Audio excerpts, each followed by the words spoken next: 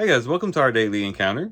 In Psalm 132, we have the psalmist giving praise to Zion, to Jerusalem, and then also to the temple and the things connected to the temple. And he mentions what he anticipates the priests being clothed with and what he hoped that the priests would be clothed with. And it's not what a person might think. Uh, as we think about the clothing of the priests, in the book of Exodus, we find that they had beautiful garments that were for glory and for beauty.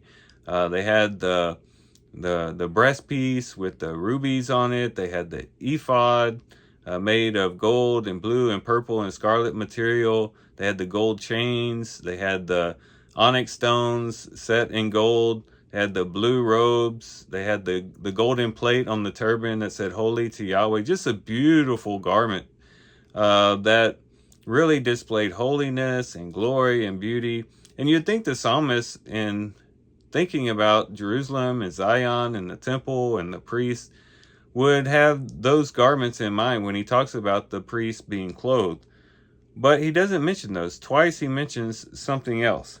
In verse 9, he says, "Let your priests be clothed with righteousness." And then in verse 16, he says, "Her priests also I will clothe with salvation." And so here the psalmist is anticipating, of course, through the inspiration of the Lord himself, priests that are clothed with righteousness and priests that are clothed with salvation.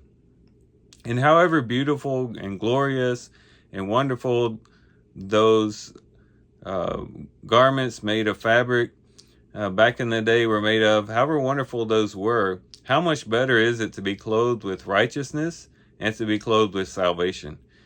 And yet, of course, this is a messianic psalm in that it anticipates the time of the Messiah, in which his priests would be clothed with righteousness and with salvation. We are the priests of God through our connection with Christ, as we have been buried with Christ in baptism and died with him there, and were raised to walk in newness of life in the likeness of his resurrection.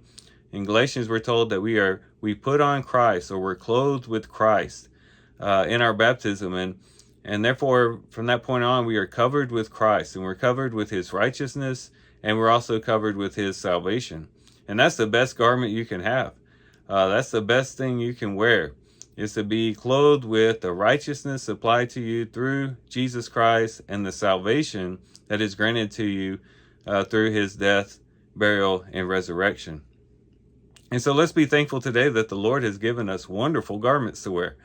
Not made of fabric of this world, but made of heavenly fabric. That is coming to us from heaven to supply us with what we need to attain to the righteousness and salvation that we can have upon our hearts and upon our souls, that will then allow us access into eternal life and to live with the Lord forever.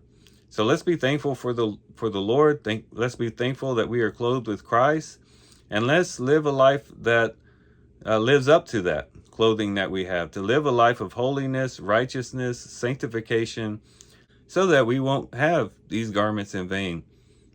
Again, we'll live up to the very one that we are clothed with. So these are some things we can reflect on and think about as we do our reading today. With that, guys, I do thank you for watching the video today. Hope you guys have a great day. Love you guys. God bless.